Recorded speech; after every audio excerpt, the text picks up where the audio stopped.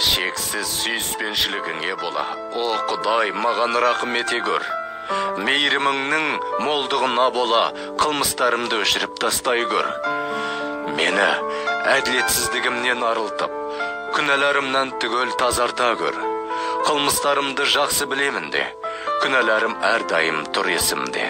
Мен өзіңе қарсы күнә жасадым. Сенің көз алдыңда зұлымдық істедім. Осылай әділ сенің айтқандарың, мүлтіксіз де маған жүргізген сотың. Мен күнәһар болып дүниеге келдім.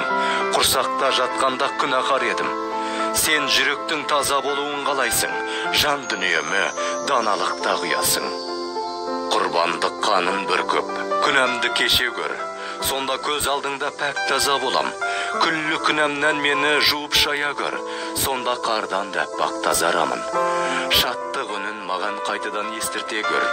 Сен әлсіреткен денемді қуанта көр. Күнәларыма енді назар аудармай, бар қылмыстарымды өшіріп тастай көр. Ва Құдайым, жүрегімді тазарта көр. Рухымды берік қылып жаңарта көр. Қасыңнан мені қуып шыға көрме. Киелі рухыңды менен ала көрме. Мені құтқарғаныңа қуантып тағы, сыйлай көр азғырылмайтын берік рухты. Қылмыскерлерге ақ жолыңды үйретейін. Күнәһарлар сонда саған бұрмақ беттерін. Қан төккен мені арылтсаңшы кінәмнен. Сенсің ғой жалғыз құтқарушы Құдайым. Тіліммен әділдігіңді мадақтаймын.